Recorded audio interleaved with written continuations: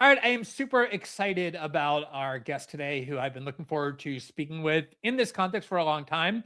It may seem like it's a topic a little off the beaten path from what we normally cover, but actually, I think with a little bit of examination, you'll see not only is it relevant, but relevant in a way that brings a lot of unique insight. My guest is Stephen Fishbach, known for lots of things. He is a two-time contestant on the reality TV show on CBS News, on CBS Survivor. He got to the finals of one of those seasons. Didn't get a lot of votes, didn't get any votes actually, but nonetheless made the finals. A big accomplishment. Also has become just a very influential and well-liked voice within reality TV podcasts, ones that are very popular. And the thing we wanted to talk to him about today is his new book. He's written a novel that relates to reality TV, but also a lot of the themes that make reality TV and its emergence so interesting. The novel is Escape. I have read it. I've actually we've been trying to set this up for a few weeks. So happy to finally do it. Already a national bestseller on the USA Today and other lists. Stephen, it's so great to see you in this format. Thanks for joining me. This is such a tremendous honor. I'm sort of honored, like I'm incredulous and a little dazzled to be here. So thank you for having me. Yeah, we were joking before we began that I needed a few minutes to kind of orient myself because I'm used to listening to you. I do listen. I think I've talked before that my secret vice is I do watch Survivor. I find it super fascinating. And the only podcast I listen to is the one you're on after each episode where you analyze it. So actually talking to you directly, even though we've talked by text and the like, is still something I'm getting used to. So I'm going to make you talk most of the time so that my weirdness is not super visible. All right, let me begin. It is interesting. Reality TV is something you obviously, if you're an American, you can't avoid even if you want to. It's become such a gigantic part of our cultural discourse of media, of entertainment, of television, really like this dominant force. And having watched it, as I just confessed to having done, there are a lot of people who I look at and think, oh yeah, this is obviously like the type of person who's just made for reality TV, who would obviously do anything to get on television. Reality TV is their best avenue in because of how they behave, how they conduct themselves. And then there are other people, not many, but some who end up not just being on reality TV, but doing quite well. You think, wow, this is not really a person I would think would be on reality TV. And that's definitely a thought that I think I and a lot of people have about you. And not only did you go on reality TV, but you've also kind of made it a career. You've worked in TV on it. You do podcasts and commentaries on it. Now you've written this novel about it. What is this call, this attraction that reality TV has for you? Yeah, and I think I never expected to be on reality television either. And in fact, when I was first recruited for Survivor, I literally was one of those people who did not even know that it was on the air. But there was something so beguiling about this opportunity to step into the jungle and play this incredible game. And I feel like that is such a call, like you called it, a call that's sort of like relevant for people today, where we're all kind of living this mediated existence. We're all, in offices, constantly beset by screens. And this idea of being able to sort of step into this kind of primal environment, build shelter, search for food, and at the same time play this like very fascinating social strategy game, which was sort of course, my initial kind of the appeal initially for me, I think was just really compelling on a human level. What was that process? Because I think the perception that a lot of people have of reality TV contestants is of these people who just go to cattle calls, like are super desperate to get on TV, will do anything for it. You're not one of those people. They actually came to you. And so my question has always been, I guess this is a great opportunity to ask you, like, why you? Why did they decide, like, hey, they looked at Stephen Fishbach, somehow you attracted their attention in a way that you didn't try to do, and then suddenly they were calling you to come onto the show. Like, what was that process? What happened there?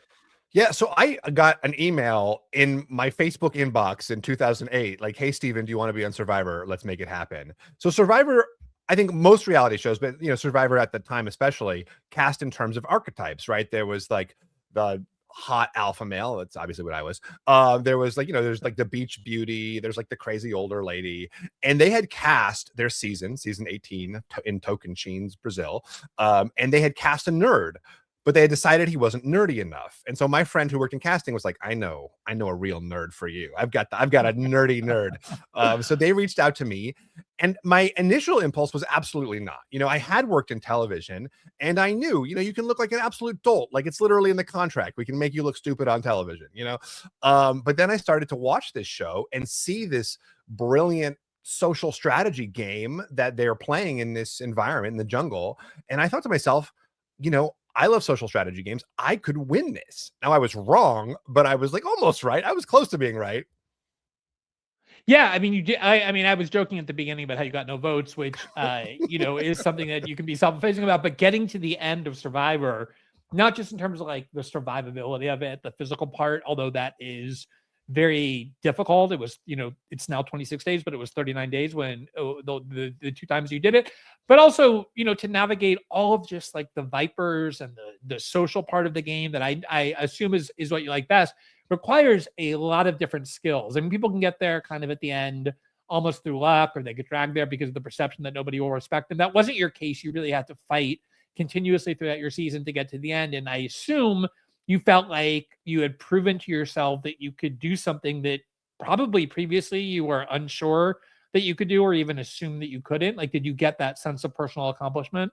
Yeah, absolutely. I mean, even though I didn't take away the $1 million or the title of sole survivor, I did. You step out there just like praying you're not the first person voted out, and then when you sort of get your feet under you, you think, well, hopefully I can make the merge, which is this point in Survivor where all of the different tribes come together and sort of compete as one. And then the fact that I was able to navigate this and get to the very end with an alliance partner of mine, it really did give me a sense of competence, and especially like the surviving in the elements. I do think that contributed to it too. Like, I grew up in Los Angeles. I worked in New York in a corporate environment. So like the fact that I could make fire in a rainstorm, and like go like catch fish, it was just like enormously empowering as a human being. So I want to get into the book and like sort of the themes that you intended to provoke and give insight into. But before we do that, just tell me, or tell the audience, I kind of already know, what else you've done in reality TV, because it's not just appearing on Survivor that has been your touchstone for understanding how this medium works enough to write a book. Like, what else have you done to kind of inform yourself, to give yourself insight about what reality TV is? Yeah, so I worked in television. I worked at MTV for most of my career and Logo TV. So I was on the network side. I also worked for a reality TV producers trade group, and I've just freelanced for a lot of reality TV companies. I used to write these things called story Bibles, which feature in the book as well, where literally in advance of a season airing, or even in advance of it being picked up by a network, someone will like write up a script of like, here are the characters, here's the episode breakdown, kind of like plotting out what is supposed to happen episode by episode. These two characters are going to go off and do this thing. These other characters are going to go do this thing. So, and that's like part of what I love about the whole idea of reality television. It's part of what I wanted to evoke in the book, is this sense of like, it's real people's lives. It's playing out in the most chaotic environment you can imagine. And yet, to some degree, it's scripted in advance. Now, that doesn't end up like directly impacting you, but there is this vision of the show that the producers want to happen, and in fact need to happen, because that's what they've pitched the network. Like, that's what is going to, get them a season 2. I was thinking about this like in preparation talking to you, and it was like one of the things that as I was reading your book, I was thinking about a lot as well. I think there's this kind of historical narrative that reality TV really exploded with the advent of Survivor. The finale of the first season back in 2000 like had Super Bowl numbers. I think it was like 73 million people watched. Obviously, this was before the internet really offered a lot of options, before even cable news was giving tons of different choices. So the networks still, carried a huge weight, but still, I mean, it was a gigantic hit. And obviously, when network TV executives see something working that well, they're going to start replicating it. And that kind of gave birth to the reality TV industry. There were some like reality TV shows at MTV, like in the 90s, I think like some on cable that were kind of precursors. But, the reality is that there's always been this reality TV or reality component to our entertainment. I think like probably the single biggest entertainment event in my lifetime was the O.J. Simpson case, the murders, the fleeing in the white Bronco, the trial, like not scripted at all, pure reality, something that, compelled people's attention in a way that scripted films or scripted television can't. There's obviously something, and even now you see this like proliferation of real crime that's incredibly popular on the internet. Like, what is it about this notion that this isn't fiction, this is not contrived, this is really based in reality, that attracts people so like just so intensely when it comes to the desire to be entertained?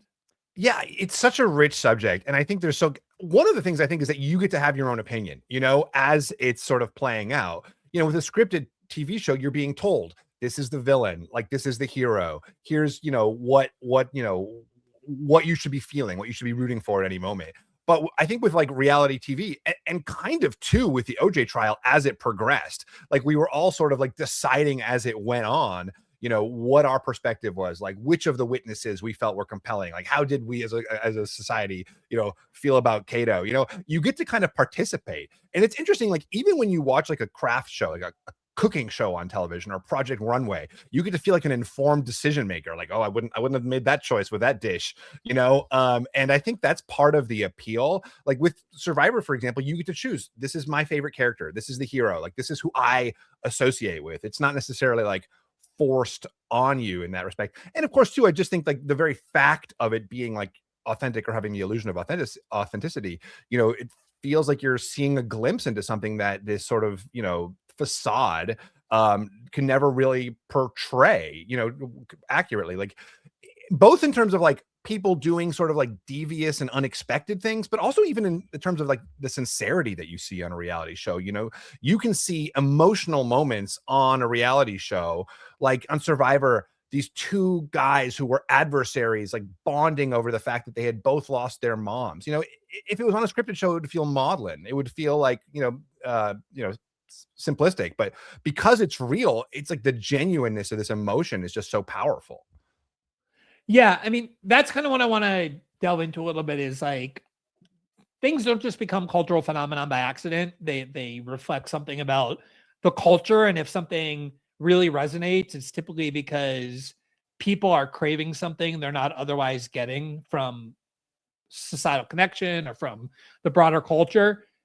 In the event of reality TV and just how intensely, like insanely popular it's become, still, 25 years later, Survivor itself is like insanely popular after all this time, but so many of these other shows as well that have become dominant in the culture. And, you're right. It is interesting. Like if you watch a film, you read a novel, you watch a TV show, like a scripted TV show, you can like have opinions about whether it's good or bad, about what the motivate, but the way in which people viciously debate and like intensely and passionately debate, did this contestant deserve to win? Did production do the right thing here? Who's the villain? Who acted? I mean, they inspire so much intense emotions, like huge communities and podcasts and all of that way that scripted television or even film can't. Like, what is it that is tapping into in the culture? Like this, why do we have this desire to feel like we're part of something that only reality TV can give? I think you're right. And I think we've all just been exhausted by this sense of we're being produced all the time, or like, like everything we see is mediated. And I think that was obviously a big, theme in politics too, right? This sense that like everything was so scripted, everything was so orchestrated that like when you finally get a glimpse of something authentic, you just feel like this sense of like relief almost, because it's like so unusual. Um, and I definitely think that was true with reality TV. I mean, the fact that people make mistakes, right? Like you can see a mistake on reality TV. Like that's incredible. Like everything is going well for this person, and then they screw it all up with some like enormous blunder. They say the wrong thing at the wrong time, like that doesn't happen unscripted, like the hero doesn't suddenly like get an injury and get medevaced off the page, like Or have like really severe stomach problems on television. Exactly. Yes, have severe gastrointestinal distress has happened to me. Like you just don't get that. And it's like it's funny and it makes you laugh, but it's also like it's just like the reality of our lives. And so like while in the one sense, like, a reality show is structured by the producers into like a 3-act narrative that's compelling, like that is in the context of these like real events happening that you just literally couldn't see in another format, in a scripted format. Yeah, it's interesting. When I wanted to have you on, I wanted to have you on because I love your book, because I've harassed you over the years to make you talk to me about Survivor and give me insight, because I feel you have such an interesting perspective. But also, it did make me start thinking about like what is it in our culture, spiritually, politically, psychologically, emotionally, that has caused this to resonate so much. I started off saying it's like a secret vice of mine that I watch Survivor that I almost never tell anyone. And then I started thinking like, why is that? Like I could justify it with very, pretentious pseudo intellectual language, like it's a social experiment. You take all these people who are from different walks of life and you put them together in these very extreme situations and see what they're willing to do for $1 million, all of which is totally true. Like I think that is real. But also there's other aspects to it besides that kind of like high-minded appeal. And I think one of the reasons why people like me say, oh, it's a secret vice, we don't talk about the fact that we like it, is because it's taken on this kind of tawdry, sort of primitive component to it. Like it has this feel of very cheap, craven entertainment. And I think part of that is reflected in one of the main characters of your book, this kind of desperation for fame. Like one of the characters that's in your book is somebody who kind of had this peak of fame and admiration for being on a reality show, and years later start trying to cling to that fame, rediscover it. I saw this interview with a very famous reality TV contestant, Lisa Rinna, who I guess became famous from the Housewives series. She was just on Traitors. She has a new book out, so she's everywhere. And she gave an interview in the New York Times, and she was talking about reality TV, and she said, look, let's face it, the truth is, whether people admit it or not, everyone wants to be famous. Like it just feeds off this desperation for people to want to acquire fame, to want to be known, to want to be seen. Now, we've always kind of had that, like in Hollywood, how many people, millions of people have, gone to Hollywood and subjected themselves to all sorts of indignities to just be known, have a career in film or whatever. Those are very notorious. There's something about reality TV show, and I think our contemporary culture, that makes it different in kind of tone. Like it seems more desperate, but also more important for people to just find a way to be seen and famous. I'm wondering if you think that too, and if so, what explains that? Yeah, I think, well, first of all, I think everyone is sort of competing for that. Like whether or not you're on reality television, like we're all kind of like curating this vision of our lives now on social media, on whether it's like the pictures you're posting on X or like your witty aphorisms that you're posting, or sorry, the pictures you're posting on Instagram or your witty aphorisms on X. Like everyone is trying to like present this like sort of like curated vision of themselves as to get those likes, to get those retweets. So, and it does, like, it just feels good. And of course, like the more that people are celebrated, the more that you see other people getting those retweets, the more that like you do see like people having this, like being celebrated, like the more you crave it for yourself. Like that becomes the currency. I wasn't somebody who wanted to be famous. Like I didn't want to be on TV. I wanted to play a game. I wanted to like go into the wilderness. And then I was on TV and it was awesome. It was so cool. It was like, the way that people treated you, they started to treat me with like a little bit differently. Not like I wasn't like famous. I was on reality television, but like I was on TV. There was something to that. And people were inviting me to more parties. People were, I could just see in like my social interactions that people were listening harder to the things I said. And then 5 months later, I wasn't on TV anymore. And that started to go away.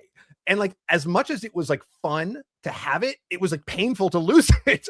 And that was what I found interesting, was like the pain of seeing it go away was almost worse than the pleasure of having it. And that was one of the things, of course, I wanted to explore in the book, was just this, like, it creates this need in you almost where you're like, I want to like have that esteem. Like everyone wants the esteem of their peers. And now there is like this sort of like very simple way to get it, by like having some kind of public profile. And I just think that's like a fascinating thing. I mean, the other thing too, though, that I wanted to capture about reality TV contestants is I don't think a lot of them are just going for the fame. I think a lot of people want this experience because of the way that we all sort of have these like, mediated lives, because of the fact that like every tropical adventure you can go on is a zillion other people have gone on it, and you can see it on Instagram. You can see it on like whatever like website about like all the cool tropical adventures to go on. And it's super safe and managed and curated and like created for you. So everything you're about to do, you almost have no choice. So it's just like a path that you walk down that's been built for other people, by other people. Yeah, there's literally like railings, predictable as possible. Yeah. You're climbing a mountain path and there's like literally a handrail on the side, and there's no handrails on Survivor. There's no handrails on Naked and Afraid. Those people are naked. They're literally naked. So I think that the idea of like going into this and doing something where there are no rules, there are no guardrails, is it's such an impossible thing to capture. But the fact that and the fact that you can only capture this kind of freedom, I mean, there's other ways, obviously, but this is a path to capturing this freedom. In this like extremely structured, mediated environment of a reality TV show is really interesting. One of the things that strikes me a lot. And like it used to be part of the entertainment of Survivor in the early years, and I think other reality TV shows too. People still like this. People go there and they just hate each other. They have like constant drama and conflict and tension, and like they just talk shit about each other, like behind their backs or even to their faces. And that's clearly part of what people are attracted to. But I think there's been this change. Like maybe it's deliberate, maybe it's just part of the culture as well, where that kind of like animosity, interpersonal animosity, is almost de-emphasized on these reality TV shows in favor of this very like intensified, hyper rapid connection, like that community that forms where these people who didn't even know each other, a few days earlier, seem to have like the deepest emotional bonds with one another. To these people have like very outsized importance in one another's lives, and it seems to be, to me, part of what people are attracted to, both in terms of doing it and watching it, is this desire for this kind of connection with other people, this formation of communities that we used to have living in small towns or in churches or in unions or all kinds of things that have kind of disappeared as we all live in these, tiny apartments and cities and work in cubicles behind screens. I think your book has a lot of that, this kind of like craving for human connection that people unfortunately can't find a way to get except for these kind of experiences like reality TV. How does that all play in your view? Yeah, I think that's exactly right. I think like we are sort of all starving for connection. And like that's part of why when people go on these shows, they like immediately form these deep bonds. You know, Survivor exploded once again, like in terms of like viewership numbers during the pandemic, right? During the COVID lockdowns, when people were sort of forced in, to be in their homes. And then suddenly they get to like in their minds have this jungle adventure. They get to like through the screen go on this adventure with 16 people. And you're right, it wasn't just about going into the jungle. It was about being with people and this like intenseness of community and like literally like sleeping next to strangers. It is this sort of like, I mean, I was shocked when I went on there how powerful it felt to be that close to that many people, to have that sort of like just like animal physical connection to people. And so, and then we were all kind of like forced away from that. And I do think that's something that still is Tell me about that. I'm really interested in hearing about that because we have these cliches, like we talk about how all the time, like we're political and social animals. And, like in the past few years, I spent a lot of time on a farm. We got a small farm. So I like constantly around these, like, just farm animals, pigs and goats and horses and cows, and really like observing their behavior and how central social interactivity and community and family and connection are to their lives. Like there's almost nothing you could do worse to torture a goat or a pig than remove it from its social environment and stick it into some isolation, which is why like factory farms are so hideous. So you really see it in social animals, which we are, the importance of this constant connection. And yet that's what's been like torn away from us in modern society. We like take our kids and we drop them off in daycare. We go to work. When our parents are old, we don't have them live with us. We, throw them into nursing homes. Everybody's just dispersed as quickly as possible. Whereas, these bonds used to be central for thousands of years to the way we evolved. And that physical and primal aspect is something I don't think a lot of. Although, like, I do like when I'm laying on the ground in the mud with pigs and just like having them all around me. Like, I do feel that humanness kind of reactivated that we bury and suppress so much. What was that like for you? Like, especially, you were saying you grew up in like I did, like in cities or suburbs, where you're really alienated from those primal roots. Like what was that experience like in forcibly having to reconnect to it? Yeah, I've never been a big hugger or whatever, or I had never been a big hugger. I've always been a little bit physically awkward, a little bit, more cerebral than in my body. But then I remember there was one night when I was with just one other person. We were on this sort of remote island together called Exile Island. It was pouring rain, it was freezing. And those just like that inherent distance you feel from people or like discomfort with another like a stranger's body or even a friend's body like immediately dissipates because like you need that other body for like literally like for their body heat. So I have like never been as close to another human, maybe my wife, yes, but like other than that, right, just like people with whom you're not intimate otherwise, right? Yeah, and just like that primal experience, and it really opened up something for me. And like when we were, subsequently, like when we were just be in the shelter together, we get very, very, very close. And it is this like deep human connection you have with other people, like simply because of that, really, like simply because of the fact that like I am there for your heat, and yet I'm like providing my heat to you through my chest. I mean, again, like it was something I wanted to get in the book too, which is like this sense of like you are creating this like deep primal bond, but then at the same time you're like on a reality show, and you're like betraying people on a reality show. And so like who has to betray people in their normal day-to-day life? Like I don't like betray anybody. I don't lie to people's faces. People who work in politics, people who work in journalism. I guess that's fair. I guess like yeah, there's actually quite a whole subclass of people who do that professionally. Yeah. Lawyers. By the way, like in the book, there's, a bunch of different characters. It's not just reality TV show contestants, but it's also reality TV show producers and how they're kind of manipulating and working with a kind of facsimile of reality, but at the same time, as you said, kind of having an idea of what they want to force it to be or what they want to kind of turn it into. They look ahead of time, not just picking randomly. They're purposely putting people together to create some kind of social dynamic that they find that they think will be entertaining, that a lot of people want to watch. It kind of has both components, like reality, but also something very mediated, which probably is, I think, our reality as well. But I think that's part of what also gives it this kind of shameful, lowly, kind of scummy feel to it. Reality TV has that connotation that it's not just a bunch of people desperate to be famous, but the exploitation of them and their personhood that is permitted in that desperation, in the way in which TV executives are more than happy to take advantage of that.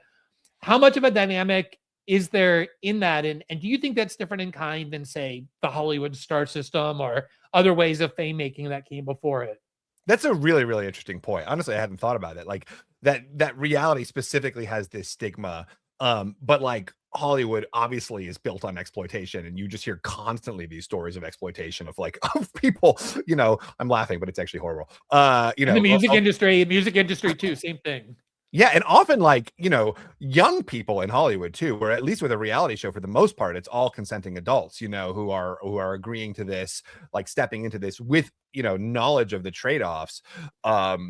And in some way mitigated by the fact that it does seem so tawdry. Like, Hollywood is so, you're so starry-eyed about the whole thing. So you're like, I'll do anything for that brass ring. But like, with reality shows, at this point, you kind of should know what you're getting into.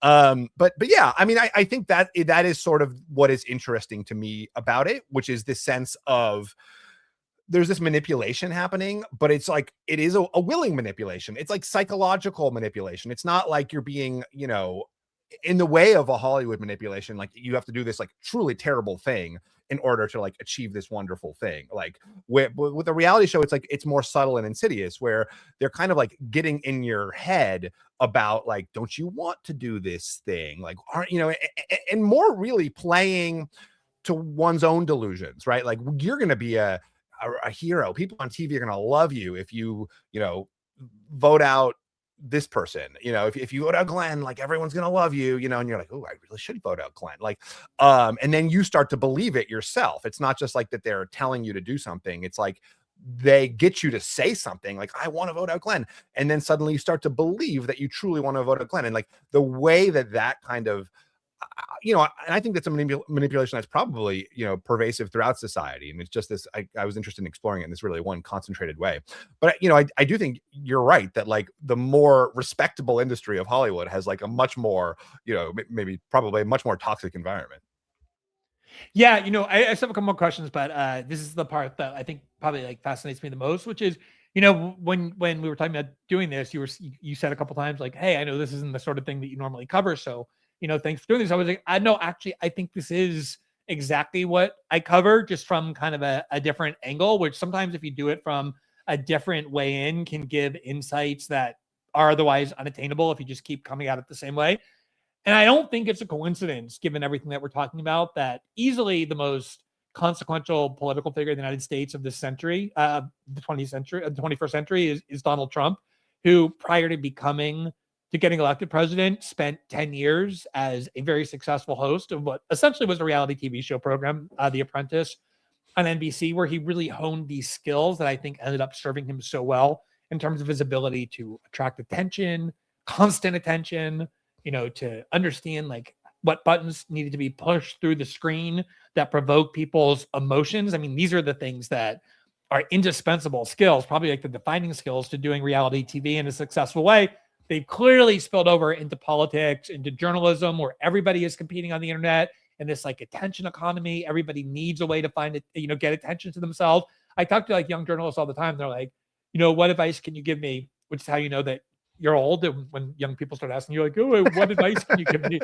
And you're like, well, when I started off, and this is like decades ago, and you want to kill yourself. But anyway, what I always say is like, look, I mean, it may not seem particularly uplifting, but the reality is that people consume their news and information and entertainment, which you're also providing people if you're doing well through the internet, which means there are infinite numbers of choices that people have. And you have to provide a way to attract attention to yourself, to get people to be aware that you exist, to look at you, to want to see what it is that you're saying and doing, which obviously is the key ingredient for reality TV as well. It's kind of seeped into every one of our societal sectors, including politics and journalism and news and business, almost anything.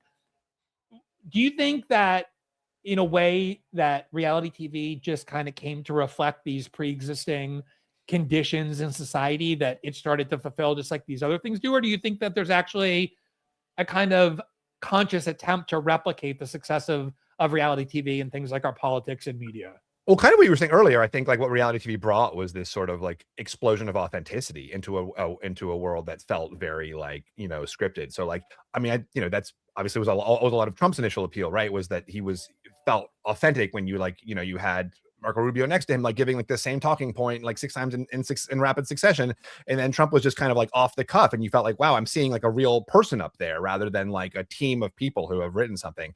And I think like what is the challenge, I guess, is creating an authentic moment that like, being able to sort of create an authentic moment that also feels interesting to the audience. And like, so you have to sort of like, in a way, like kind of like script your authentic moments in a way that, is like attention grabbing and interesting, but doesn't feel like you've like thought about it in advance and is scripted. And like, I do think that is what reality TV gives you. And I do think what has taken over the, our attention economy is like what feels fresh and new, but also like doesn't feel like someone like planned it out to be fresh and new. And again, like that's the tension of these shows. It's like these things are, someone is pushing towards these things, but they also have this sense of authenticity. No, but I remember this moment, which is so transformative for me, which was, it was 2015. Trump was kind of at the, in the lead in the polls in the Republican primary, but still very early, like the kind of lead that people all over professional media was assuming would just evaporate. It was just due to name recognition once things got serious. And he gave this interview where he was asked about John McCain, who, is as close to a secular saint in the United States as it gets, especially among the media, which adored him. And that was when he said, yeah, I don't really like John McCain. I don't really think he's a hero. I prefer our soldiers who don't get caught and don't end up as POWs to the ones that do. And there was this big article in the Washington Post on the front page the next day by the kind of dean of political reporting, Dan Balch, who's just been around for decades, understands all the rules. And he was like, okay, this is the end of Trump's campaign. There's no way anyone can survive having said something like that about John McCain. There's no way Republican voters are going to tolerate it. And as it turned out, not a single Republican voter gave the slightest shit about John McCain or what you say about him. All those moments of Trump's accumulated and made him more popular precisely because the rawness and authenticity of it, as you suggested, is exactly what they were looking for. Now, the problem is that oftentimes the way to attract attention most easily and to seem most authentic is to kind of descend into the dirt or mud much more casually than anyone previously would. And you see a lot of that on reality TV, like the kind of people who end up successful in the sense that they're attracting attention, or just people behaving very poorly, just people who are behaving like assholes or douchebags or just drawing negative attention to themselves, but it's still better than no attention. And I'm wondering, in looking at it through the prism of reality TV and then kind of trying to generalize it more broadly to these other sectors that have adopted similar dynamics, whether you think that kind of authenticity can be achieved in a way that's like uplifting and positive in the sense like, oh, there's something unique here, but it's uniquely inspiring as opposed to just authentic and unique because people would never have done this because these are lines people wouldn't have previously crossed. That's so interesting. It's such a great question. I mean, I've seen it in like my little subculture, in the Survivor subculture. You know, the people that the fans root for the most are the ones who do feel like the most inspiring. Like Suri Fields, who's now playing on Survivor 50, like that's everybody's favorite contestant. You know, I mean, not everybody, but like the more people I speak to, like she is always at the top. And her whole storyline is this is a person who was afraid to get off the couch, who was afraid of leaves, and now sort of has like progressed over time by like consistently pushing herself to become one of the best players ever. And so, not just because she's nice, but because she's like conniving and strategic, but also just so authentic that you love her, even as she's kind of destroying what you're trying to. Well, yeah, so there's that negative, but I do think like the core of it. No, but I think that's what people respect, right? Is that Yeah. like she's playing the game well, even the cutthroat parts, but it's just always paired with this like authentic human goodness. Right. There's like always a warmth to her, even as she is blindsiding people. So I've seen it in like a microcosm now. Like, can that attract scale attention? Like I'm a little suspicious that maybe not in this day and age, but you know, we can hope for something for the future. Yeah. I mean, I guess there was that big viral moment in Survivor. I think it was last year or the year before, where they had on a woman who Joe and Eva, had severe types of autism, and she kind of would disconnect and go into a panic mode under stress. And there was this contestant, this big, strong guy who took on the role of like comforting her and being her security blanket, even at the expense of his own game. And I didn't particularly love that. It was just a little too much for me, but that really was the kind of thing that I think resonated for people because it was so real, but it wasn't, you know, tawdry. It was just sort of like benevolent. Yeah. I mean, the thing about those moments is like, you can't really maintain them. You know, you can have one big moment and it can have like one big impact, but like, because it is so in, you know, such an authentic thing, and because it is like such a, you know, a situation specific thing, like you just can't, like, you know, Joe couldn't then like go on and have that same hero moment again and again with like multiple other people. It would just look, then at that point it looks contrived, whereas to your point, you can keep going lower. It's hard to keep going higher. All right, well, Stephen, I'm so happy I got an advanced copy of your book so that I could spend the time I wanted to reading it. I read it from front to back. I loved it as much, pretty much, as every other critic of major outlets and literary blogs, and pretty much across the board. It was widely applauded, which is very hard to do with a novel. It's doing well in terms of how many people are buying it. I really hope people will read it and see that, like, it's not just about reality TV, although it is, and that should be something you're interested in just because of how dominant it is in our culture, but it provides so many windows into like why this thing just took over our entertainment. It didn't happen arbitrarily, but because of a lot of, I think, very complex dynamics in terms of how we as human beings are craving things that we're not getting, how society is structured to deny us certain things that we probably need, and we're turning to things like that together. So congratulations on the book. I know from experience how hard and miserable, but also like inspiring writing a book can be. So I really appreciate your taking the time to talk to me. Thank you so much. This has been so fun. Yeah, you too, Stephen. Thanks.